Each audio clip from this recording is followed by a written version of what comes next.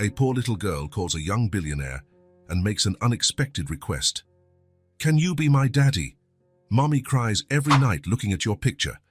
What happens next is unbelievable. The rain beat against the window of the small apartment as Claire Morgan opened the dresser drawer for the third time that week. The constant sound of the drops on the glass created a melancholic soundtrack for her thoughts.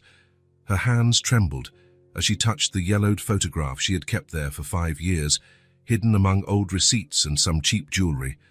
"Mommy, why are you crying again?" Grace's soft voice brought her back to reality. The 5-year-old girl was standing in the bedroom doorway, barefoot, holding her favorite doll, an old faded thing Claire had found at a thrift store 2 years ago. Grace's blonde hair was messy, as it always was after she played. Claire quickly wiped her eyes with the back of her hand, trying to hide it. "It's nothing, sweetie. I'm just remembering old things." Grace approached with small, curious steps. She always did this when she saw her mother fussing with that mysterious drawer. For all of her 5 years of life, that drawer represented something forbidden, something that made her feel a mix of curiosity and apprehension. "Can I see?" Claire hesitated, biting her lower lip. For 5 years, she had kept that photo away from her daughter's eyes, not because she was ashamed, but because it hurt too much to explain. Today, however, with the bills piling up on the kitchen table and a heart too heavy to carry alone, she didn't have the strength to say no. "Okay, but it's just an old photo, Grace." Grace climbed onto the bed with the agility typical of children and snuggled up next to her mother. The mattress sank a little under their combined weight. Claire held the photograph carefully, as if it were a fragile treasure that could fall apart at any moment. In the picture, a man with dark hair was smiling genuinely at the camera. He wore a simple white shirt, but there was something elegant in his posture. His blue eyes were vibrant, even in the faded photo, and Grace was mesmerized by them. "Who is he, Mommy?" Claire felt the tears return, but this time she didn't try to hide them. "There's someone I knew a long time ago." "He looks nice." Grace touched the photo with her small finger, tracing the outline of the man's face. "Why do you get sad when you look at him?" How could she explain to a 5-year-old that this man was the person she had loved most in her life? How could she tell her that he had abandoned her when she needed him most? How could she say that the smile in the photo represented the best months of her life before everything fell apart? Claire bit her lower lip, trying to find words a child could understand. "Sometimes the people we love go away, Grace, and it hurts a lot. But why did he go away?" The innocent question cut through Claire's heart like a blade. She couldn't answer. Instead, she hugged her daughter tighter, breathing in the scent of baby shampoo in her blonde hair. Grace had the same hair color she had as a child, before life had darkened it. Grace watched her mother in silence for a few seconds, sensing her sadness. Then, with the determination typical of children who want to solve all the world's problems, she took the photo from Claire's hands. "Can I keep it today?" "Grace, that's not a good idea." "Please, Mommy, I promise I'll take good care of it. I really promise." Claire sighed. Maybe it was better to let her daughter satisfy her curiosity. Hiding things never fully worked, especially with a smart child like Grace. "All right, but you can't take it out of the house, understand? And if anything happens to the photo, nothing will happen, Mommy. I promise." Grace nodded enthusiastically and ran to her room, holding the photograph as if it were a treasure. Claire remained seated on the bed, looking at the open drawer. Inside, besides some cheap jewelry and important documents, was Grace's birth certificate. The father's name was blank, just as she had requested at the hospital. In the kitchen, the bills were waiting for her as always. Overdue rent, a power bill with a shut-off notice, the grocery store card at its limit. Claire worked as a housekeeper in 3 different houses, waking up at 5 in the morning and only returning home at 7 at night. Even so, the money was never enough. Especially now, with Grace needing new clothes for school and the medicine for her asthma getting more and more expensive. She stood up and went to the kitchen, where she spread the bills on the small table. She did the math for the 10th time, hoping the numbers would magically transform into something more positive. They didn't. "How am I going to pay for all this?" she muttered to herself, running her hands through her hair. Grace needs new shoes, and I don't even have money for next month's rent. While Claire tried to reorganize the bills, Grace was in her room, examining the photograph with the attention of a little detective. Sitting on the floor among her scattered dolls, she observed every detail of the image. The man in the photo had a smile that made her feel strangely safe. There was something in his eyes that reminded her. She didn't know of what. Maybe it was kindness, or maybe it was just her childish imagination. It was then that, moved by curiosity, she turned the photo over. On the back of the photograph, written in blue ink already faded by time, was a name in cursive, Nathan Carter. Just below it, in the same handwriting, was a sequence of numbers that Grace recognized immediately. Grace frowned, concentrating. She had learned to recognize numbers in school, and knew that those digits looked like the phone number her mom used to call Martha, the kind neighbor who sometimes looked after her when Claire had to work late. The girl glanced at her bedroom door, hearing her mother's worried whispers in the kitchen. Claire was talking to herself again, as she always did when the bills didn't add up. Grace had learned to recognize these moments, her mother's low, anguished voice, the sound of papers being shuffled repeatedly, the long, sad sighs. I don't know what to do anymore. Grace needs new shoes and I have no money. How am I going to manage? Grace felt a pang in her chest. She knew her mother was suffering because of money. Several times she had pretended not to be hungry so that Claire could save on food. Other times, she had asked for no birthday presents, saying she didn't need anything. She looked at the photo again, then at the numbers written on the back. An idea began to form in her small but determined mind. If that man made her mum cry, maybe he knew why. Maybe he could explain, maybe he could help. With the simple logic of a child who wants to solve adult problems, Grace got up and went to her mother's room. She picked up the cordless phone from the nightstand and returned to her room, closing the door slowly so as not to make a sound. Sitting on the floor again, among her dolls that seemed to watch her with curiosity, she looked at the numbers one last time. Her heart was beating fast. She had never called a stranger before, but this didn't feel exactly like calling a stranger. After all, her mom had his picture. With her small fingers, she dialed the numbers written on the back of the photo. Each digit sounded like a small beep on the phone. When she finished, she pressed the green button and brought the receiver to her ear. The phone rang once, twice. Grace held her breath. Hello? The voice was deep, masculine, but not scary. There was something gentle about it that made Grace feel a little less nervous. Hello? Is anyone there? Hi, Grace whispered, her voice barely audible. Hi, sweetie. Who's speaking? Grace liked that he had called her sweetie. Her mom always called her that when she was being affectionate. My name is Grace. Across town, in the elegant office of a high-rise building, Nathan Carter was reviewing construction contracts. His desk was covered with blueprints and important documents. The call interrupted him in the middle of a complicated clause, but something in the child's voice made him stop what he was doing completely. Grace.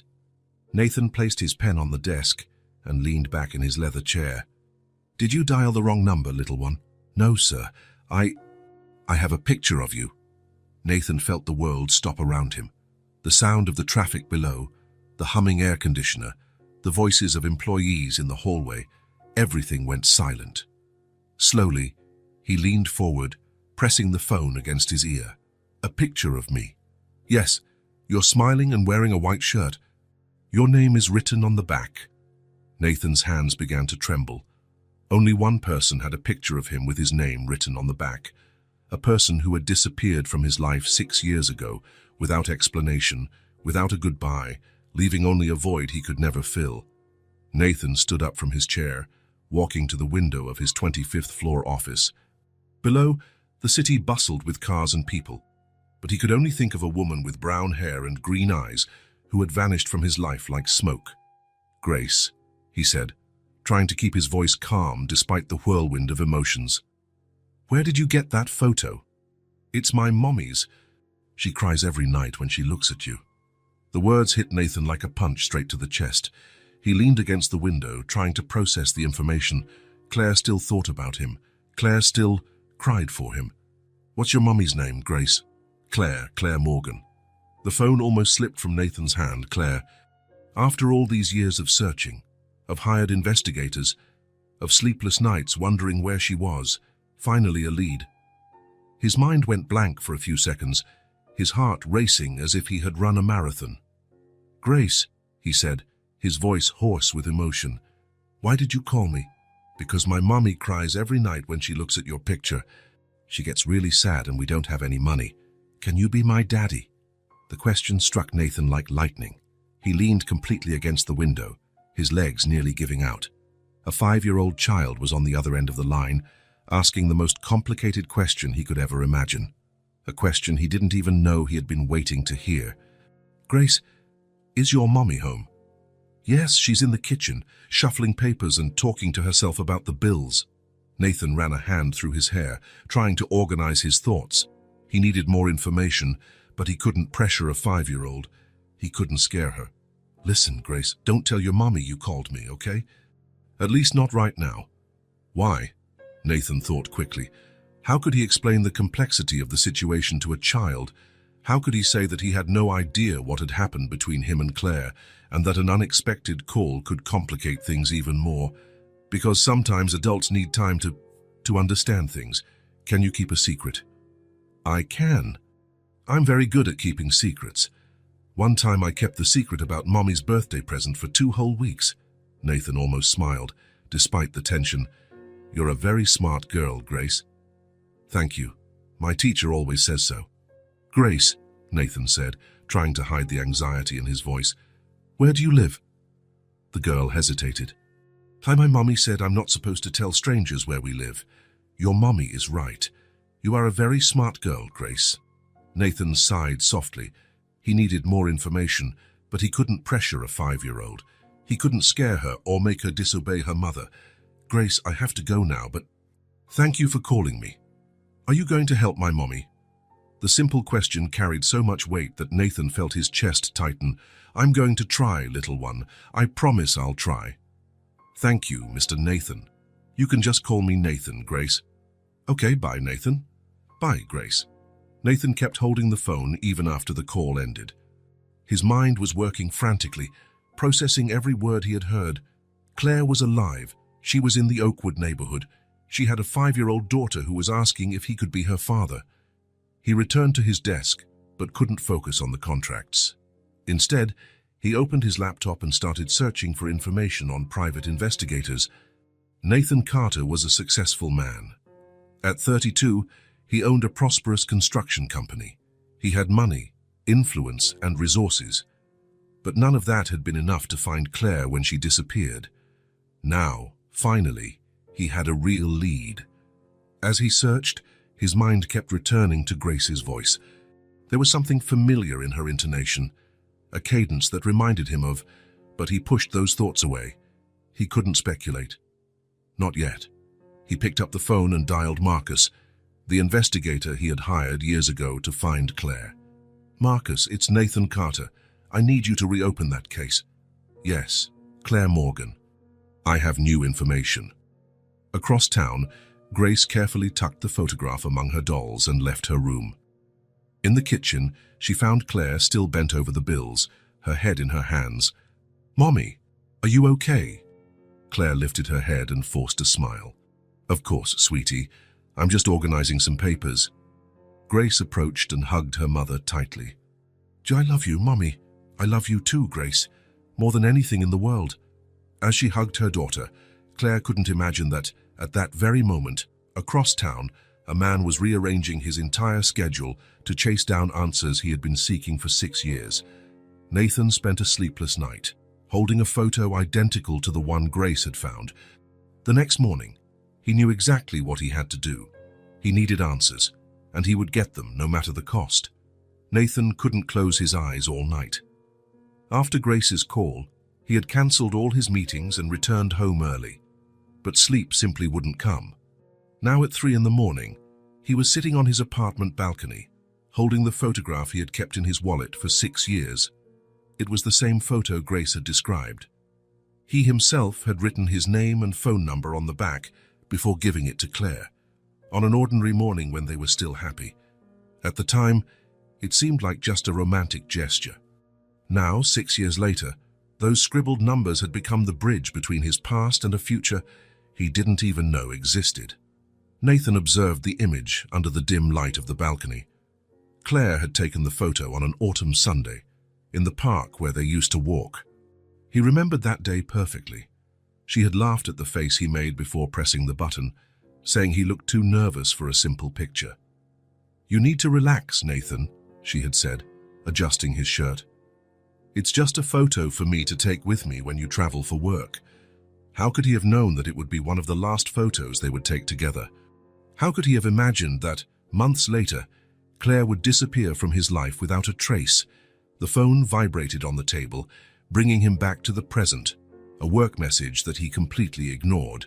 Nothing seemed important now, after Grace's call. A 5-year-old child had called him, asking if he could be her father. The question had been echoing in his mind since he hung up the phone. Nathan stood up and went to the kitchen, making his third coffee of the night.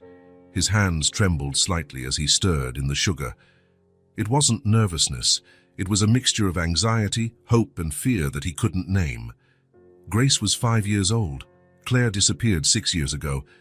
Even without wanting to do the math, the numbers danced in his head, creating possibilities he didn't dare to fully consider. He returned to the balcony and picked up his phone. Marcus Rodriguez was the best private investigator in the city, the same one Nathan had hired years ago to find Claire. At the time, Marcus had scoured hospitals, employment records, credit card databases. Nothing. Claire had simply vanished, as if she had never existed. Nathan looked at the clock. It was still 3:30 in the morning, but he couldn't wait any longer. He typed a message. "Marcus, I need to talk to you this morning. It's about the Claire Morgan case." "I have new information." The reply came in 5 minutes. "I'll be in the office at 8. I'll cancel my other appointments." Nathan put his phone away and looked at the photo again. For 6 years, he had wondered what he did wrong. For 6 years, he had imagined where Claire was, if she was okay, if she was happy. Now he knew she wasn't happy. Grace had said her mother cried every night looking at his picture. The thought of Claire crying for him stirred something deep in his chest. For all these years, he had assumed she left because she no longer loved him, because she had found someone else, because he had somehow failed as a boyfriend. The possibility that she might have been suffering as much as he had never crossed his mind. Nathan spent the rest of the early morning pacing his apartment, unable to stay still. He showered at 5, got dressed at 6, and was driving to Marcus's office at 7:30, an hour before their scheduled meeting. Marcus Rodriguez's office was in a discreet commercial building downtown. Nathan knew the place well. He had spent hours there 6 years ago, reviewing reports that led nowhere, looking at photos of women who weren't Claire, following leads that turned out to be dead ends. Marcus greeted him with a strong coffee and a curious expression. He was a man in his 50s, with graying hair and eyes that had seen a lot. He gestured for Nathan to sit in the leather chair in front of his desk. "You look like you've been up all night," Marcus observed, pouring the coffee. "I have." Nathan accepted the cup gratefully. "Marcus, yesterday I received a call from a child." Marcus raised his eyebrows. "A child? A 5-year-old girl, Grace. She said she has a picture of me and that her mother cries every night looking at it. And the mother is Claire Morgan." Marcus leaned forward, suddenly interested. "Claire contacted you?" "No. Her daughter found my phone number written on the back of an old photo and decided to call. She asked if I could be her father." The silence that followed was heavy. Marcus had worked on the original case. He knew how much the disappearance had affected Nathan. He also knew that Claire was pregnant when she disappeared. "Nathan," Marcus said carefully, "are you sure it was really a child? Couldn't it have been some kind of scam?" "It was a child, Marcus. She was 5. She talked like a child talks. She knew details about the photo that only Claire could have known, and—" Nathan paused, running a hand through his hair. "And what?" "She said that Claire works as a cleaner and that they don't have money, that sometimes they don't have food in the house." Marcus made notes in his pad. "Did the child say where they live?" "No. She said her mother taught her not to give information to strangers, but they're in the same city. I need you to find them, Marcus." "I understand." Marcus finished writing and looked at Nathan. Do you have any idea what this could mean? Nathan knew exactly what Marcus was asking. If Grace was 5 and Claire disappeared pregnant 6 years ago. But he wasn't ready to verbalize those possibilities. For now, I just want to find them. I need to know what happened, why Claire disappeared, why she never got in touch. Marcus nodded. I'll start today. With what you've given me, the name Grace on her age, the fact that Claire works as a cleaner, I have more to work with than I've had in the last 6 years. How long do you think you'll need? A few days, a week at most. I'll check school records, medical clinics, employment agencies that handle domestic services. If they're in the city, I'll find them. Nathan stood up to leave but turned back before heading out. Marcus, be discreet. I don't want to scare Claire or the girl. I always am. Nathan drove back home but couldn't work. Instead, he sat in his home office, looking at the photo and waiting for the phone to ring. Part of him hoped Grace would call again, but the phone remained silent. 2 days later, Marcus called. I found them, he said without preamble. Claire Morgan, 30 years old, works for 3 different families as a cleaner. Her daughter, Grace Morgan, 5 years old, attends the public school in the Oakwood neighborhood. They live in a small apartment on Flower Street, number 247. Oakwood. Nathan knew the neighborhood. It was on the outskirts of the city, a stark contrast to his own neighborhood. And their financial situation? Marcus sighed. Complicated. Claire has credit card debts, overdue rent, and some unpaid bills. Nothing criminal, just someone trying to survive on very little money. Nathan closed his eyes. Claire had been struggling alone for 6 years, raising a daughter without help, working multiple jobs to make ends meet. And he was here, in his comfortable apartment, driving expensive cars afin with no idea she was struggling just a few miles away. Nathan, are you there? I'm here. Thanks, Marcus. Send the bill to my office. What are you going to do now? Nathan looked out the window, in the direction of the outskirts where Claire and Grace were living. I don't know yet. I need to think. But deep down, he already knew what he was going to do. He needed to see Claire again, needed to look her in the eyes and understand what had happened. He needed to meet Grace in person and find out the truth about who she really was. And most importantly, he needed to find out if he could help, if he could, somehow, make up for 6 years of absence and make a difference in their lives. Nathan put Marcus's report in a drawer and decided that tomorrow he would go to the Oakwood neighborhood, not to confront Claire, not yet, just to see, to understand, to start putting together the pieces of a puzzle that had become his life. Nathan parked his car on a parallel street, far enough away not to draw attention. The Oakwood neighborhood was different from what he remembered. The houses were simple, some in need of paint, but there was an air of community that his upscale neighborhood lacked. Children played in the street, neighbors chatted on the sidewalks, clothes dried on clotheslines. He walked slowly down Flower Street, looking for number 247. He didn't have a specific plan, he just wanted to see where Claire and Grace lived, maybe get a better sense of how they were living. Maybe that would help him decide how to approach the situation. The building was small, 2 stories, with paint peeling from the walls. Nathan stood across the street, leaning against a tree, watching. He didn't know what he expected to see, but he needed this moment to process everything. An hour passed. Nathan started to feel ridiculous, standing there like a stranger watching a building. He was about to leave when the building's door opened. A little girl ran out, her blonde hair bouncing as she came down the steps.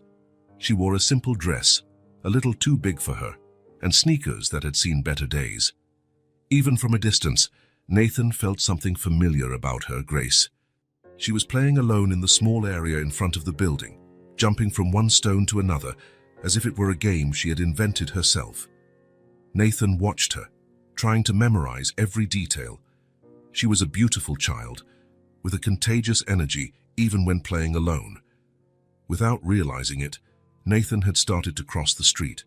He had no intention of getting close, but his feet seemed to have a will of their own. He stopped on the sidewalk, still at a safe distance, and continued to watch. It was then that Grace looked in his direction. For a moment, They just looked at each other. Nathan saw the recognition dawn on the girl's face. Her eyes widened, and she stopped jumping. "You're the man from the photo," Grace shouted, running towards him. "You came." Before Nathan could react, Grace had pulled on the sleeve of his shirt, looking up at him with a mixture of admiration and joy that left him completely disarmed. "Hi, Grace," he said, crouching down to her level. "You recognized me." "Of course. I looked at your picture a bunch of times. You're even taller than I imagined." Grace smiled, showing a few missing baby teeth. "My mommy's not home. She went to work." Nathan felt his chest tighten. "And you're here alone?" "Martha from the downstairs apartment keeps an eye on me when mommy's out. But I'm a big girl, I can take care of myself." Grace took Nathan's hand with a naturalness, as if they had known each other for years. "Come on, I'll show you where we live. There's a bench over there where we can sit." Nathan let the girl lead him to a wooden bench a little further down. It was old and in need of repair, but it was in the shade of a large tree. Grace sat down and patted the space next to her, indicating for Nathan to sit too. "I knew you would come," Grace said, swinging her legs that didn't reach the ground. "I dreamed about you yesterday." "You did?" "I dreamed you arrived in a nice car and took me to get ice cream." She looked at him curiously. "Do you have a nice car?" Nathan pointed to where he had parked. "Oh, that one over there is mine." "Wow, it's really nice." Grace clapped her hands. "Are you rich?" The direct question caught him off guard. "Why do you want to know?" "Because Mommy always gets sad when she talks about money. If you're rich, maybe you can help her." Grace spoke with the simple logic of a child who doesn't understand the complexities of adult life. Nathan didn't know how to respond. "Grace, tell me what your life is like here." Grace became serious for a moment. "Mommy works a lot. She leaves early in the morning and only comes back at night. She cleans people's houses." "And you're okay by yourself?" "Martha takes care of me. She's nice, but sometimes she falls asleep and I stay quiet so I don't wake her up." Grace kicked a small stone with her foot. "I wish Mommy didn't have to work so much."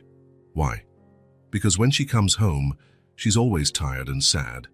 And sometimes—" Grace hesitated, as if she were telling a secret. "Sometimes we don't have food in the house.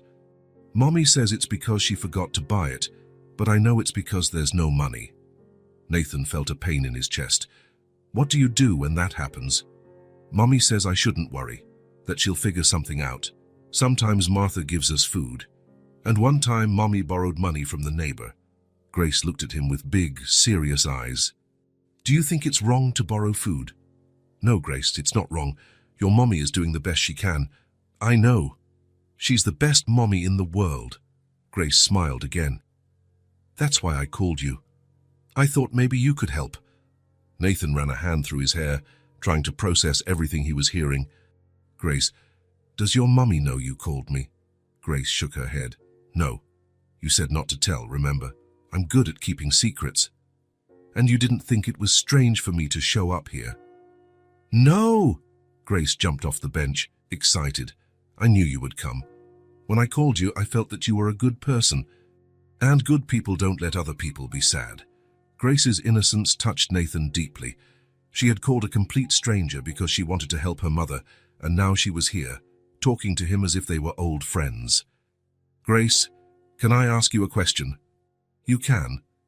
"Has your mommy ever talked about your dad?" Grace was quiet for a moment, thoughtful. "She said my dad left before I was born, that he didn't know I was going to exist." Nathan felt like he had been punched. "She said that?" "Yeah, but I always thought that maybe he didn't know where we were. That's why I called you. Can you be my dad?" The question echoed in the afternoon silence. Nathan looked at Grace. Her blue eyes, her blonde hair, the way she tilted her head when she asked serious questions. There was something familiar about her, something that went beyond physical appearance. "I don't know, Grace. It's complicated." "Why is it complicated?" "Either you are or you aren't." Nathan laughed despite the situation. "You're right. But sometimes adults complicate things. Adults complicate everything," Grace said with the wisdom of an old soul. "Come on, I want to show you where we live." Grace took his hand again and pulled him toward the building. Nathan hesitated. He wasn't sure if it was a good idea, but the girl's determination was irresistible. The apartment was on the second floor. Grace took a key from under a potted plant on the porch, a hiding place Nathan found dangerously obvious, but he didn't comment. "Come in," Grace said, opening the door. "Our house is small, but it's cozy." Nathan entered slowly. The apartment was indeed small, a living room that also served as a kitchen, a bedroom that Claire and Grace apparently shared, and a tiny bathroom. But despite its simplicity, it was clean and organized. There were drawings by Grace taped to the refrigerator and a few plants in the window. "This is where I sleep," Grace said, pointing to a single bed in the corner of the room. "And that's where Mommy sleeps." Nathan looked around, trying to imagine Claire living there. It was so different from the life they had planned together years ago. "Grace, would you like something to drink?" he offered, trying to be helpful. "We only have tap water. Mommy said she can't buy soda this month." Nathan opened the refrigerator and saw that it was almost empty. Just a few eggs, a half-full bottle of milk, and some fruit that was already past its prime. "Grace, I know," she said softly. "There's not much food, but Mommy said she'll be able to buy more things tomorrow." Nathan closed the refrigerator, feeling a mixture of anger and sadness. Not anger at Claire, but anger at the situation. Anger for not having known. Anger for 6 lost years. They were sitting on the small living room sofa when they heard footsteps on the stairs. Grace jumped up. "Mommy's back early." She ran to the window. "Oh, she's coming up." Nathan felt a surge of panic. "Grace, maybe I should—" But it was too late. The key turned in the lock and the door opened. Claire entered carrying a grocery bag, saying, "I'm Grace, honey, I managed to buy—" She stopped mid-sentence when she saw Nathan sitting on her living room sofa. The bag fell from her hands, scattering a few items on the floor. Eggs broke on the ceramic tile. Claire turned as pale as paper, leaning against the doorframe. "What are you doing here?" Her voice came out in a harsh whisper. Nathan stood up slowly. "Claire, what are you doing in my house?" she repeated, but this time her voice was stronger, filled with an emotion Nathan couldn't decipher as anger, fear, or shock. "Grace found me," Nathan said simply. "Oh, what do you mean Grace found you?" Claire looked at her daughter, who was standing between the two adults, confused by the tension in the air. "Mommy, he's the man from the photo. Aren't you happy he came?" Claire closed her eyes for a moment, as if trying to control herself. When she opened them, she looked directly at Nathan. "Get out of my house. Claire, we need to talk. Get out of my house." Each word was pronounced with a coldness that cut Nathan like ice. "But Mommy," Grace began. "Grace, go to your room. Now. But I want him to stay." "Now, Grace!" The girl was startled by her mother's tone and ran to her room, closing the door behind her. Claire and Nathan were left alone in the small living room, with the broken eggs on the floor between them, like a symbol of something irreparably damaged. "You have no right to be here," Claire said, her voice trembling with restrained emotion. "Claire, I didn't know you were here, that Grace existed. And why would you? You never cared enough to look." Nathan felt as if he had been slapped. "What do you mean I never looked? Claire, you abandoned me. You disappeared without any explanation." "I abandoned you," Claire laughed, but it was a bitter, humorless sound. "You have the nerve to say that. It's the truth, you just vanished. You wouldn't answer your phone, wouldn't reply to messages. What else was I supposed to think?" Claire looked at him with an intensity that made him step back. "You know very well why I left." "I don't, Claire. I swear I don't." For a moment, something shifted in Claire's expression. A shadow of doubt crossed her eyes. But the coldness quickly returned. "Fine, it doesn't matter anymore. That was 6 years ago. I raised Grace on my own. I managed to survive. I don't need you now." "But Grace is my daughter. Only mine." Nathan glanced toward the room where Grace had taken refuge. He could hear small sobs through the door. "She's crying, and it's your fault. You shouldn't have come here. Claire, she called me. She's looking for a father. She's a child who doesn't understand how things work, but I do. And I'm telling you to get out of my house and out of our lives." Nathan glanced toward the room where Grace had taken refuge. He could hear small sobs through the door. "She's crying, and it's your fault. You shouldn't have come here. Claire, please, get out." The shout echoed in the small apartment. Nathan looked at Claire one more time. She was trembling with anger and emotion, but there were tears in her eyes. He headed for the door, stopping only to say, "This isn't over, Claire. Not after 6 years." "Yes, it is," she replied, opening the door for him. "And if you come near my daughter again, I'll call the police." Nathan left the apartment with a heavy heart. He walked down the stairs slowly, hearing the door slam shut behind him. When he reached the street, he looked up and saw Grace in the window, watching him leave. She waved timidly, and Nathan waved back before getting into his car. As he drove home, Nathan tried to process what had happened. Claire had treated him as if he were guilty of something terrible, but he genuinely couldn't understand what. His pride was hurt.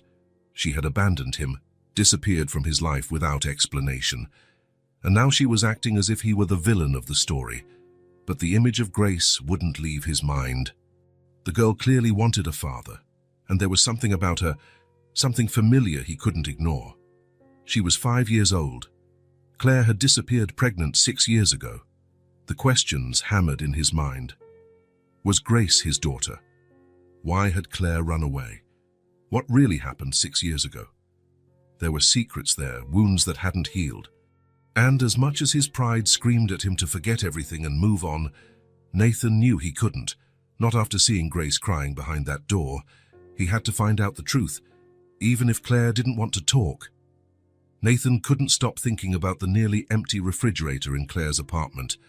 3 days had passed since the tense encounter, and the image of Grace saying they sometimes had no food haunted him. He tried to work, tried to focus on his company's projects, but his mind always drifted back to that 5-year-old child who had called him for help. On Wednesday morning, Nathan made a decision. If Claire didn't want to see him, if she hated him for reasons he didn't understand, at least he could do something practical, something that would help without forcing a confrontation. He drove to the nearest supermarket and filled a cart. Fresh fruit, milk, eggs, bread, cereal, pasta, tomato sauce, chicken, ground beef, yogurt, cookies, everything a family would need for a whole week. When he got to the checkout, the cashier commented on the quantity. "Big family?" she asked, scanning the items. "Something like that," Nathan replied, not quite sure how to explain. He put everything in a wicker basket he bought along with the groceries, something that wouldn't look suspicious or draw too much attention. He drove to Oakwood late in the afternoon, when he knew Claire would be at work and Grace would probably be with the neighbor. Nathan parked a street over and walked with the heavy basket to the building. He looked around to make sure no one was watching, left the basket in front of the apartment door E, and left quickly. On Thursday, he repeated the process. This time with cleaning supplies, children's shampoo and some sweets he thought Grace might like. He left everything in a discreet bag and went away. On Friday, Nathan was preparing the third delivery when his phone rang. It was Marcus, the investigator. "Nathan, have you been visiting the address I gave you?" "Why are you asking?" "Because I have informants in the neighborhood. They told me a well-dressed man has been seen leaving things at the door of Claire Morgan's apartment." Nathan sighed. "It's complicated, Marcus. Do you want me to keep investigating her past or not?" "Keep going. But be discreet." Nathan hung up and looked at the bag he had prepared.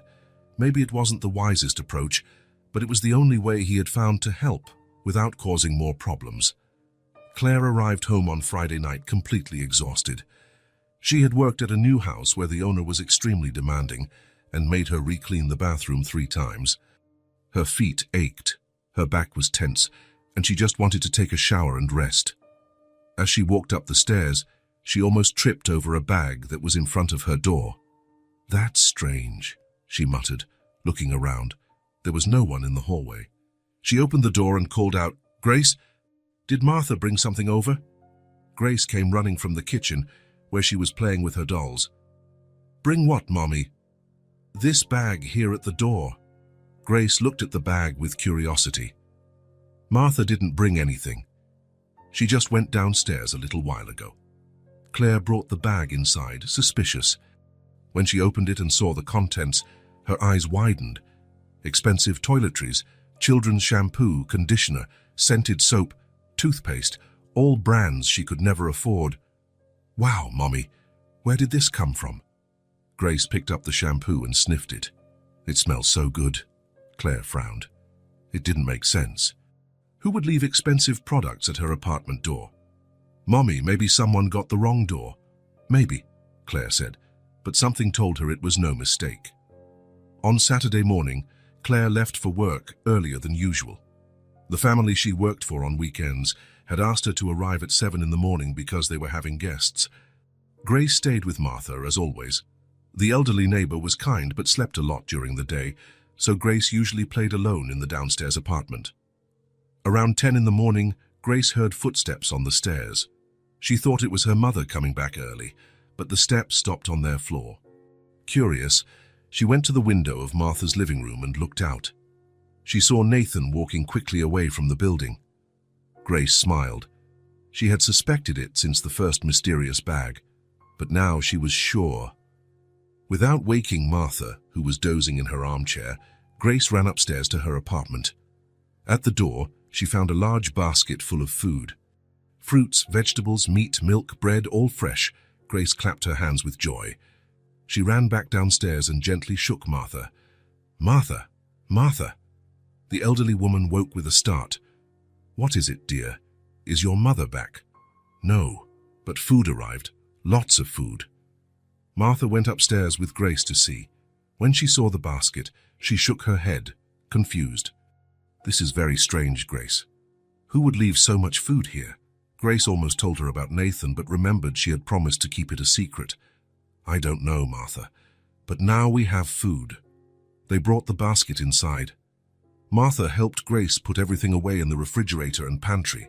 For the first time in weeks, the refrigerator was full. When Claire got home at 6 in the evening, she was worried. The job had been harder than expected, and she had earned less than she had calculated. The family had decided to deduct the cost of a glass she had accidentally broken. Grace ran to the door when she heard the key in the lock. Mommy, come see." "What is it, Grace?" "Are you okay?" "I am." "Come see the kitchen." Grace pulled her mother by the hand to the kitchen. When Claire opened the refrigerator, she was speechless. It was completely full. Fruits, vegetables, meat, milk, yogurt, juice. "Grace, where did all this come from?" "Someone left a basket at the door. Look, Mommy, now we have plenty of food." Grace was radiant, hopping around the kitchen. Claire looked at the pantry and saw that it was also stocked. Pasta, rice, beans, oil, spices. There was enough food for at least 2 weeks. "Grace, who brought this?" "I don't know, Mommy. When I went upstairs to check, it was already at the door." Claire sat down in a chair, trying to process it. First the toiletries, now food. It couldn't be a coincidence. Someone knew about her situation and was helping anonymously. "Mommy, aren't you happy?" Grace asked, noticing her mother's worried expression. "I am, sweetie. It's very strange for someone to leave food at our door without saying who they are." "Maybe it's an angel," Grace said with the innocence of a child. "My teacher said that angels help people who are in need." Claire smiled despite her worry. "Maybe it is, Grace." That night, they had a better dinner than they'd had in weeks. Claire made pasta with tomato sauce and ground beef, and for dessert, they had fresh fruit. Grace was so excited she couldn't stop talking. Mommy, tomorrow can you make that chicken you used to make? We have chicken now." "I can, sweetie. And can we make orange juice?" "We can." Grace hugged her mother. "I like it when we have food in the house. You're less sad." Claire felt her eyes well up. She hadn't known that Grace had noticed how distressed she became when the food ran out. On Monday morning, Grace decided to wait at the front door of the building. She had pretended to be playing outside when Nathan showed up on Saturday, but this time she wanted to talk to him. Martha was sleeping, as usual, so Grace could slip out unseen. She sat on the front steps, playing with her doll but keeping her eyes on the street. Around 10 in the morning, she saw Nathan approaching with a bag. Grace jumped up and ran towards him. "I knew it was you leaving the food." Nathan almost dropped the bag in surprise. "Grace, what are you doing here?" "Waiting for you." Grace smiled. "I saw you on Saturday leaving the building." Nathan looked around nervously. "Grace, you shouldn't be out here alone." "Martha's sleeping." I just wanted to thank you. Grace took his hand. There was almost nothing in the house. You helped a lot. Nathan knelt to her level. How did you know it was me? Because you're a good person, and good people help.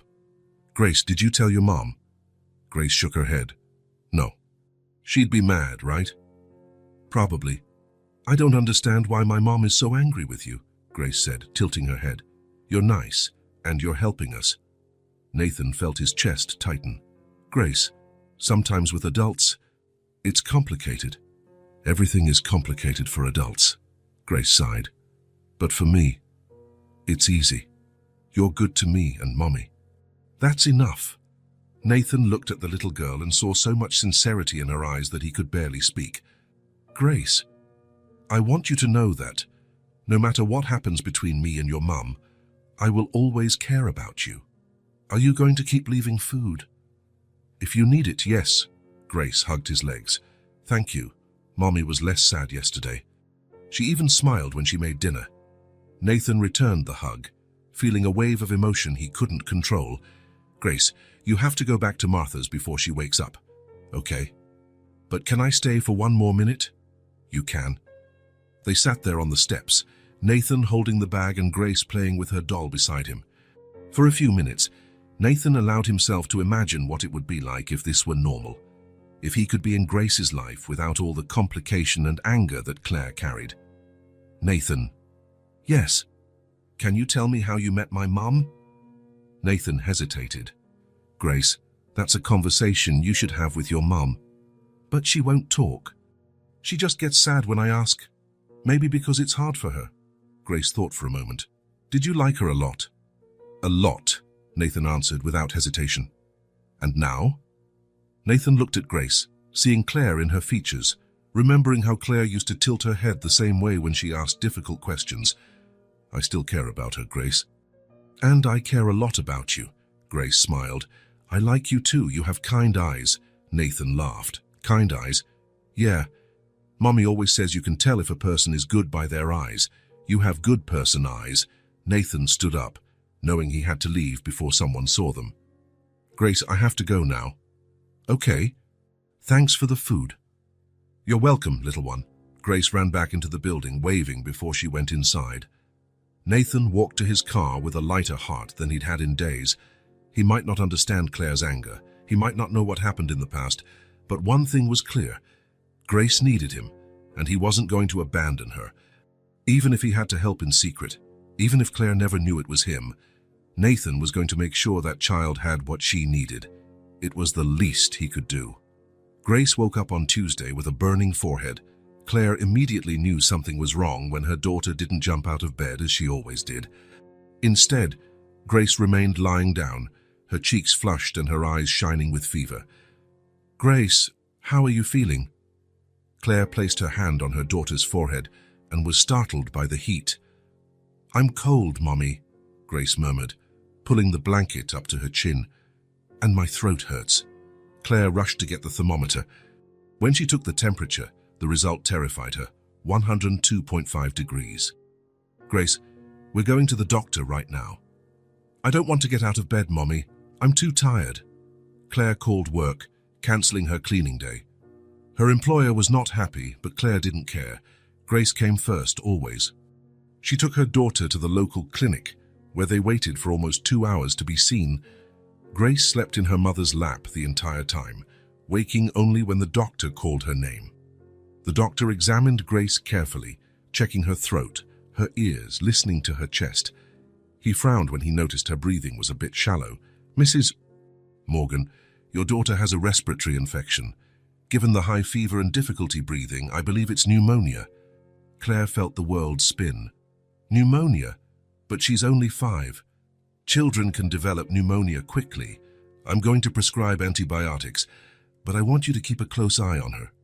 If the fever doesn't come down in the next few hours, or if her breathing gets worse, bring her straight to the hospital. Claire returned home with Grace in her arms and a prescription in her hand. At the pharmacy, she found out the antibiotic cost over $200. It was almost all the money she had saved for the week. Mommy, why are you crying? Grace asked when they got home. It's nothing, sweetie. Mommy's just worried about you. Claire gave Grace the medicine and put her to bed. All afternoon, she stayed by her daughter's side, changing cold compresses on her forehead, trying to bring the fever down. But by 6 in the evening, Grace was worse. Her temperature had climbed to 104 degrees, and she was having trouble breathing. "Mommy, I can't breathe right," Grace whispered, gasping. Claire didn't think twice. She scooped Grace into her arms and ran into the street, shouting for a taxi. A neighbor who had just arrived home from work offered them a ride to the hospital. In the ER, Grace was seen immediately. The doctors took her to an emergency room, and Claire was left outside, pacing back and forth, desperate. "Mrs. Morgan," a nurse appeared. "Your daughter is stable, but we're going to have to admit her for observation. The pneumonia is a bit advanced." Claire felt her legs weaken. "Is she going to be okay?" "Yes, she will. But she needs constant medical care for the next 24 hours. As Grace was being transferred to a room, Claire sat in a hallway chair and finally let the tears fall. She was alone, as always.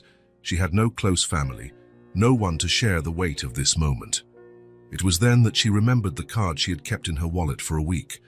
During one of Grace's previous checkups, the pediatrician had given her the card of a private doctor, in case she needed a second opinion. But it wasn't the doctor Claire was thinking of now. In her wallet, along with the doctor's card, was a small piece of paper where Grace had written Nathan's phone number. The girl had copied the numbers from the photo one afternoon when Claire was sleeping. Claire looked at the paper, hesitating. She had sworn to herself that she would never contact Nathan again, but Grace was in the hospital. She was completely alone, and for the first time in 6 years, Claire had to admit she needed help. With trembling hands, she dialed the number. "Hello?" Nathan's voice sounded tired. "Nathan." Claire could barely speak. "Claire, how did you get my number?" "Grace is in the hospital," Claire said, ignoring the question. "She has pneumonia, and I have no one else to call." The silence on the other end of the line lasted only a few seconds. "Which hospital?" "Oakwood Community Hospital. I'm on my way." Nathan hung up before Claire could say anything else. She stared at the phone, wondering if she had done the right thing. 20 minutes later, Nathan appeared in the hallway, still wearing his work suit, his hair messy as if he had been running. "Where is she?" were his first words. "Room 204. She's sleeping." Nathan and Claire walked down the hallway together in silence. When they entered the room, Grace was lying in a hospital bed that seemed far too big for her. She had an oxygen mask on her face and an IV in her arm. She was pale, but breathing better. Nathan stood by the bed, looking at Grace with an expression Claire couldn't decipher. "How is she?" "Stable. The doctors said she'll be fine, but she needs to be under observation." Nathan pulled up a chair and sat by the bed. "Can I stay?" Claire nodded, taking the other chair. They remained there, in silence, watching Grace sleep. Around 10 at night, Grace woke up. When she saw Nathan, her eyes lit up, even with the fever. "Nathan, you came to see me." "Of course I did, little one. How are you feeling?" "Better. But this mask is weird." Nathan smiled, taking Grace's small hand. "It's to help you breathe better. You need to wear it, okay?" "Okay. Are you going to stay here with me?" Nathan looked at Claire, who nodded silently. "I'm staying, Grace." "I'm staying all night." Grace smiled and closed her eyes again, but she kept her hand intertwined with Nathan's. The hours passed slowly. Nathan didn't let go of Grace's hand for a moment. Claire watched them both, seeing how Nathan spoke softly to Grace when she woke up, how he adjusted her blanket, how he seemed genuinely worried. Around 3 in the morning, Grace was sleeping soundly and her breathing had improved greatly. Claire and Nathan were alone in the silence of the hospital room. "Claire," Nathan said softly, without letting go of Grace's hand. "Why do you hate me so much?" Claire looked at him, seeing the exhaustion on his face, the way he held Grace's hand as if she were the most precious thing in the world. "I don't hate you," she said finally. "Then why? Why did you disappear? Why do you treat me like I'm the worst man in the world?" Claire took a deep breath. She was tired of carrying this weight alone. Tired of protecting a secret that had destroyed her from the inside out. I believed you were cheating on me during your trips, she said, her voice almost a whisper. Nathan looked at her, confused. What? Your aide told me. Marcus Rodriguez. He came to me and said you were having an affair with another woman on your business trips. That you laughed at me behind my back. That I was just a distraction. Nathan was completely still. Marcus said that. He did. He showed me pictures of you with a woman in restaurants, told me you had been together for months, that you never took me seriously. Claire, I believed him. Why would he lie? He worked for you. He was your right-hand man. I thought maybe it was better if you didn't even know I found out, so I decided to disappear. Tears began to stream down Claire's face. Then I found out I was pregnant. It had been a month since I left. I thought about telling you, but how could I come back after all that? How could I raise a child with someone who didn't respect me? Nathan was pale. You were pregnant. 3 weeks when I left. I found out later. I raised her alone. It was very hard. Nathan, very hard. Nathan let go of Grace's hand for a moment and ran his hands over his face. Claire, I never cheated on you. Never. I never understood why you disappeared. I looked for you desperately. I hired investigators, scoured the entire city. What do you mean you never cheated on me? The photos Marcus showed you. They were from business dinners. The woman was an architect from Chicago, married with 2 kids. There was never anything between us. Marcus, I don't know why he did that. Claire looked at him, trying to process his words. You're lying. Claire, I swear on Grace, I never cheated on you. I loved you. I wanted to marry you. But why would Marcus do that? What would be his motive? I don't know, Nathan said, his voice breaking. But I'm going to find out. Claire was silent for long minutes, looking at Grace sleeping in the hospital bed. 6 years, Nathan. For 6 years I believed you had used me. And I spent 6 years wondering what I had done wrong. Wondering where you were, if you were okay. Grace stirred in the bed, murmuring something inaudible. Nathan took her hand again, and Claire saw the gentleness with which he treated her. She's your daughter, Claire said softly. Nathan closed his eyes. I figured.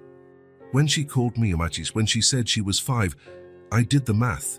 Why didn't you ask? Because I didn't have the right. You made it very clear that I wasn't welcome in your lives. Claire looked at Nathan holding Grace's hand, saw how he looked at her with so much affection and protection. I was wrong, she whispered, about everything. Nathan looked at her. Claire, no, let me speak. I took her away from you for 6 years. I took you away from her because of a lie. We were both victims of that lie. Grace opened her eyes slowly, looking at them both. Why are you crying? She asked with a hoarse voice. We're not crying, little one, Nathan said, wiping his eyes. Mum, we're just happy because you're getting better. Grace smiled weakly. You're not fighting anymore? Claire and Nathan looked at each other. No, Grace, Claire said. We're not fighting anymore. Grace squeezed Nathan's hand. Good. Now you can be friends again. Nathan smiled, kissing Grace's forehead. Yes, little one. Now we can be friends again. But as he looked at Claire across the bed, Nathan knew that what he felt for her went far beyond friendship. And for the first time in 6 years, he saw something similar in her eyes. Nathan left the hospital the next morning with a clear mission in mind. Grace was better. The doctors had said she could be discharged by the end of the day, and Claire had finally told him the truth about what happened 6 years ago. Now he needed answers. He needed to understand why Marcus Rodriguez had lied to Claire. The Carter & Sons construction company occupied 3 floors of a commercial building in the city center. Nathan arrived there at 9 in the morning, still wearing the same clothes from the day before. He hadn't slept, but anger and determination kept him alert. Marcus Rodriguez worked on the 15th floor in the Human Resources Department. He had been promoted after Nathan took over the company completely 5 years ago. They didn't work together daily as they used to, but Marcus was still on the company's payroll. Nathan went straight up to Marcus's floor, ignoring the greetings of employees he passed. When he reached Marcus's office, he knocked on the door without ceremony. Come in, a voice came from inside. Nathan opened the door and entered. Marcus was sitting behind his desk, reviewing some documents. When he looked up and saw Nathan, his expression changed immediately. "Nathan, what a surprise. I thought you were at home resting. I heard you worked late yesterday." "Sit down," Nathan said, closing the door behind him. "Excuse me." I said, "Sit down." Marcus obeyed, clearly confused. "Did something happen? You look—" "Claire Morgan," Nathan interrupted. Marcus's face turned white instantly. He tried to hide it, but Nathan saw the recognition in his eyes. "Who?" "Don't lie to me, Marcus. Claire Morgan, the woman I was dating 6 years ago, the woman who disappeared from my life overnight." Marcus swallowed hard. "Nathan, I don't know what you're talking about. You lied to her," Nathan continued, approaching the desk. "You told her I was cheating on her. You showed her fake photos, made up a story about me laughing at her behind her back." Marcus turned even paler. His hands began to tremble slightly. "Nathan, She believed you. She left because she believed your lies, and she was pregnant, Marcus. She was pregnant with my daughter." Marcus shot up from his chair abruptly. "Nathan, let me explain." "Then explain. Now." Marcus ran a hand through his hair, clearly panicking. He walked to the window, turned his back to Nathan, then turned around again. I didn't want to do it, but you did. Yes, I did. But it wasn't my idea." Nathan felt a cold chill run down his spine. "Whose was it?" Marcus hesitated, looking at the door as if he wanted to escape. "Answer me." "Your father told me to say it," Marcus said quickly, the words tumbling out. "I was just following orders." Nathan stood completely still. "What did you say?" "Your father. He called me into his office and said you were losing focus on the company because of that woman, that she was getting in the way of your business, your responsibilities." "And?" "He said I had to find a way to get her away from you, that it was for your own good." Nathan felt as if the floor had disappeared from under his feet. "My father told you to lie to Claire. He said it was temporary, that after you focused on the business, after you took over the company completely, you two could work things out. But then she disappeared and you never told me." Marcus shook his head, looking miserable. "I tried, Nathan, several times, but your father said it would be better to leave things as they were, that you would get over it." Nathan had to lean on the desk to keep from falling. 6 years. 6 years of suffering, of not understanding what had happened. 6 years lost with his daughter. "Why did you do it, Marcus? Why?" "Because I needed the job," Marcus said softly. "My wife was pregnant. I had just bought a house. Your father said that if I didn't do it, he would fire me. And I knew he would. You destroyed my life to keep your job. I didn't know she was pregnant. I didn't know it would be so serious. I thought you two would eventually work it out." Nathan looked at Marcus, a man he had considered a friend, whom he had trusted for years. "I don't know your father's exact reason," Marcus continued, desperate. "I was just following orders. He never explained it properly, just said you were losing focus, that the company was suffering." Nathan straightened up slowly. "Marcus?" "Yes." "You're fired. Nathan, please, get your things and get out of the building." "Now." Marcus tried to protest, but he saw something in Nathan's face that made him shut up. He gathered a few personal items from his desk and left the room without looking back. Nathan was alone in the office for a few minutes, trying to process everything. His father, the man who raised him, who always preached about honor and family, had deliberately destroyed his happiness. He left Marcus's office and went straight to the elevator. His father's office was on the top floor, a huge room with a view of the entire city. Richard Carter always liked being at the top, watching everything from above. Nathan didn't knock, he just walked in. Richard Carter was on the phone when Nathan entered. He was an imposing man at 62, with completely white hair, always wearing expensive suits. When he saw Nathan, he gestured for him to sit, but Nathan remained standing. "Let me call you back," Richard said into the phone and hung up. "Nathan, you look terrible. Didn't you sleep? I need to talk to you." "About what and why the long face?" Nathan approached his father's desk. "Claire Morgan." Richard didn't have the same surprised reaction as Marcus. Instead, his eyes narrowed slightly. "Ah, so you finally found out?" Nathan felt as if he had been punched. "You're not even going to try to deny it?" "Why would I deny it? I did what had to be done. You told Marcus to lie to her, to make up a story about me cheating on her. I did." The coldness in Richard's voice made Nathan even more furious. "Why?" Richard stood up and went to the window, his hands behind his back. "Because you were losing focus, Nathan. That woman was distracting you from your duties." "What duties?" "The company, the family, your responsibility as my heir." Nathan laughed, but it was a humorless sound. "My responsibility?" "You were dating a cleaner, Nathan. A woman with no education, no social standing. What future would you have? Claire wasn't a cleaner at the time. It doesn't matter what she was. What matters is what she represented, a distraction, an obstacle to your growth." Nathan was silent for a moment, trying to control his anger. "She was pregnant." Richard turned around. "I didn't know that at the time." "But you found out later. When I was desperately looking for her, you knew I had a daughter somewhere. I suspected. And you didn't tell me. For what? So you could drop everything and go after a child you weren't even sure was yours." Nathan took a step toward his father. "You destroyed my life? You took my daughter away from me?" Richard stared at him without blinking. "I did what I thought was best." "Best for whom? For you, for the company. For you, for your future." "My future?" Nathan laughed again. "What future, Dad? You turned me into a lonely, bitter man. You made me miss 6 years of my daughter's life. You became a successful businessman. The company has tripled in size in recent years. So what? What's the point of professional success if I don't have a family?" Richard returned to his chair. "You can start a family now. With someone suitable. Suitable according to whom? According to you. According to reality, Nathan. According to what makes sense for a man in your position." Nathan shook his head, incredulous. "You don't understand anything." "I understand perfectly. You're emotionally involved and can't see the bigger picture." "The bigger picture? The bigger picture is that I have a 5-year-old daughter who doesn't know me.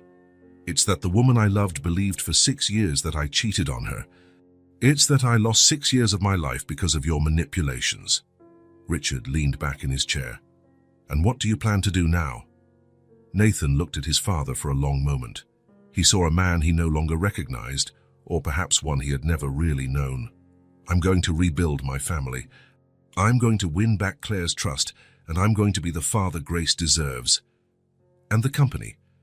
"The company will continue to run, but not under your orders, not after this." Richard raised his eyebrows. "Are you kicking me out of the company?" "I'm suggesting you retire. Before I do something we'll both regret." Nathan headed for the door but stopped before leaving. "Our dad." "Yes?"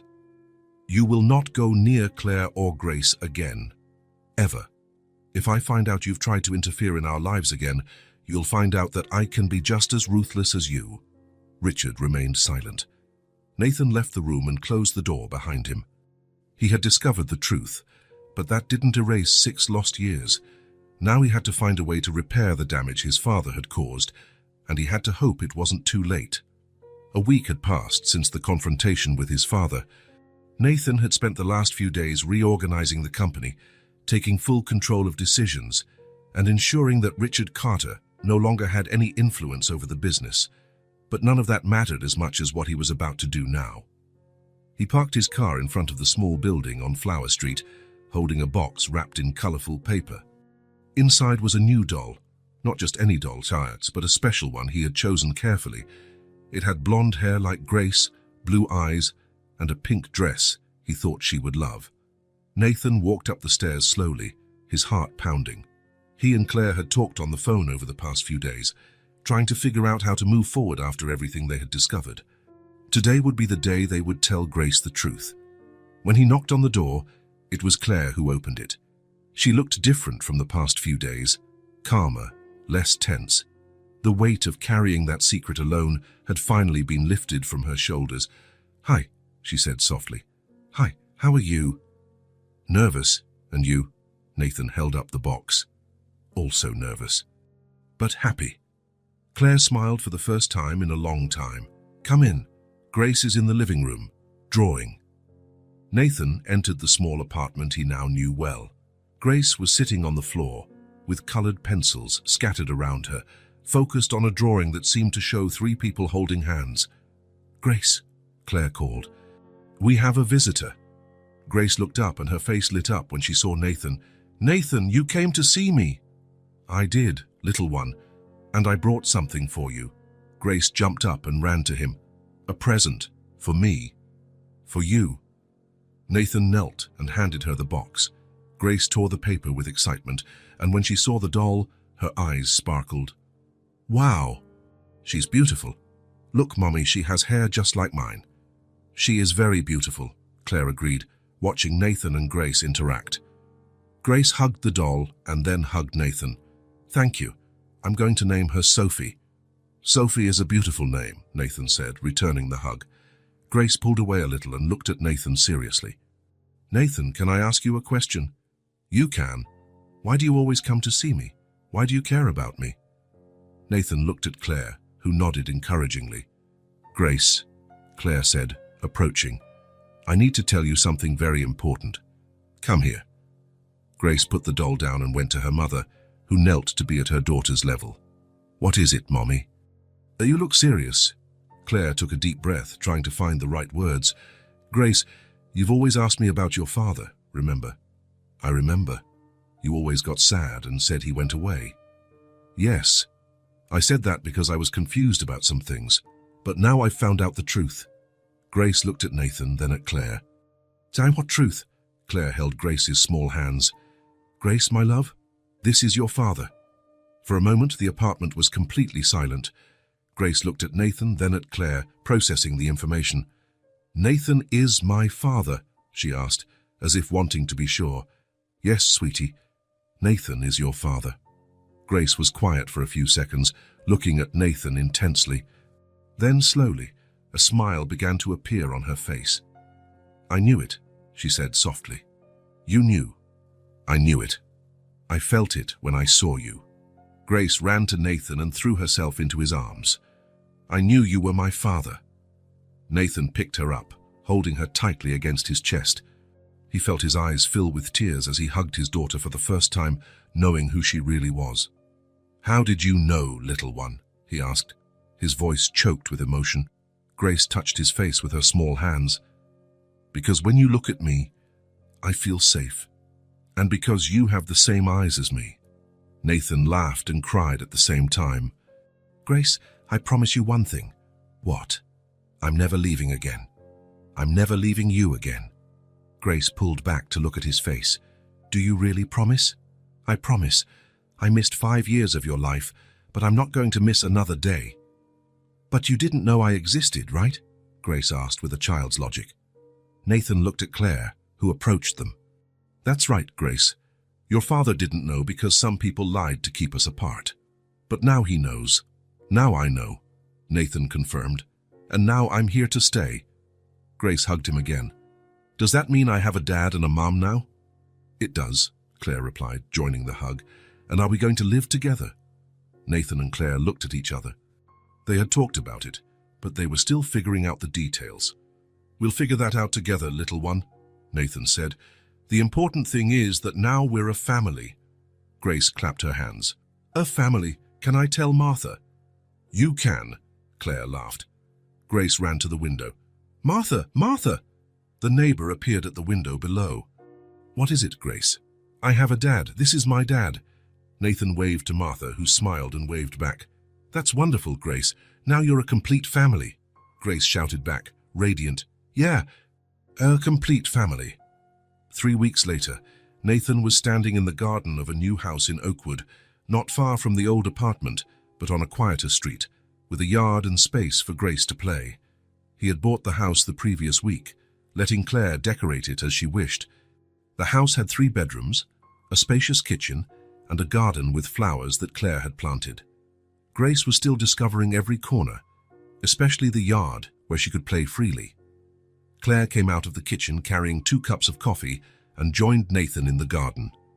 The sun was setting, painting the sky orange when they stood side by side, watching Grace chase a butterfly. "She's so happy," Claire observed. "She is. And you?" Claire looked at him. "I am. For the first time in 6 years, I'm truly happy." Nathan held her hand. "Claire, can I ask you a question?" "You can." Nathan turned to face her. "I never forgot you. All these years, even when I thought you had abandoned me, I could never forget you. Would you still be willing to try again?" Claire felt her eyes fill with tears. "Nathan, I know we hurt each other. I know we lost a lot of time. But if there's a chance, if you still feel something—" "I never forgot you either," Claire interrupted him. "For even when I believed you had cheated on me, even while raising Grace alone and going through all the hardships, I could never get you out of my heart." Nathan smiled. "So is that a yes?" "It's a yes." Nathan pulled her close and kissed her, a gentle kiss full of promises and second chances. When they separated, Grace was standing a few feet away, watching them with a huge smile. "Are you two dating?" she asked, clapping her hands. "We're trying to figure that out," Claire replied, laughing. "I think you should date, and then get married, and then have a big party with cake." Nathan laughed. "A party with cake?" "Yeah. And I can be the flower girl and wear a really pretty dress." Nathan and Claire looked at each other and laughed together. "Let's take it slow, Grace," Nathan said. "First, we need to learn how to be a family." "But we're already a family," Grace replied simply. "You're my dad, she's my mum, and I'm your daughter." There. The butterfly Grace had been chasing landed gently on her shoulder. She stood completely still, whispering, "Look, it likes me." "It came to welcome you to the new house," Nathan said, touched by the scene. Grace ran to them as the butterfly flew away, forcing a group hug in the middle of the garden. Nathan looked at Claire over Grace's head and saw tears of happiness in her eyes. "She's right," he said softly. "We're already a family."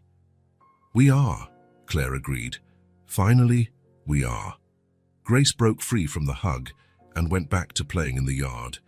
Nathan and Claire remained hand in hand, watching their daughter run among the flowers. "Nathan," Claire said after a few minutes. "Yes?" "Thank you." "For what?" "For not giving up, for seeking the truth, for giving Grace a chance to have a father." Nathan squeezed her hand. "Thank you for forgiving me, for giving me a chance to know my daughter," Grace shouted from the other side of the garden. "Dad, Mum, come see. There are more butterflies here." "Dad." Nathan smiled, hearing the word. He had waited 6 years to hear it, and now Grace said it so naturally, as if he had always been a part of her life. "Let's go see," he said to Claire. They walked hand in hand to where Grace was standing, watching 3 colorful butterflies flutter around the flowers. "Look how pretty they are flying together," Grace whispered. "I think they came to celebrate our family." The butterflies flew away after a few minutes, but Grace kept looking up, following their flight. "Where did they go, Dad?" "I don't know, little one, but I'm sure they'll be back." Grace took one of Nathan's hands and one of Claire's. "Can I sleep in my new room today?" "You can," Claire replied. "This is your home now. And will you guys stay here with me?" Nathan looked at Claire, who nodded. "We'll stay, Grace, forever." Grace smiled and pulled them both toward the house. "Then let's go inside. I want to show you how I organized my room." As they followed Grace into the brightly lit house, Nathan and Claire looked at each other one last time. 6 years of separation, of misunderstandings, of pain, had finally come to an end. In the living room, Grace sat on the sofa between Nathan and Claire, holding her doll, Sophie. "Now Sophie has a complete family too," she said, making the doll walk across the sofa. "How so?" Nathan asked. "Because before she only had me, now she has you and Mommy too, just like me." Claire kissed Grace's forehead. "You're right, sweetie. Now we all have a complete family." Grace yawned, the day's emotions finally weighing on her. Can I sleep here between you guys tonight? Just for tonight?" Nathan and Claire looked at each other and smiled. "You can," they said together. Grace snuggled between them, hugging her doll. "I like our family," she murmured, already sleepy. "We like it too." Nathan said softly, stroking his daughter's hair. As Grace fell asleep between them, Nathan and Claire sat there watching her sleep. The house was quiet, but it was a silence filled with peace and happiness. "Nathan," Claire whispered. "Yes, we're home." Nathan looked around, at Grace sleeping between them, at the house that was now theirs, at Claire by his side. "Yes," he agreed. We're finally home." Outside, the butterflies returned to the garden, flying among the flowers that Claire had planted with such care. And inside the house, a family that had been separated by lies and misunderstandings was finally reunited. They were together. They were a family. And this time, nothing and no one would ever separate them again. Nathan fell asleep that night with Grace in his arms and Claire by his side, knowing he had found what he had always been looking for: his family, his home.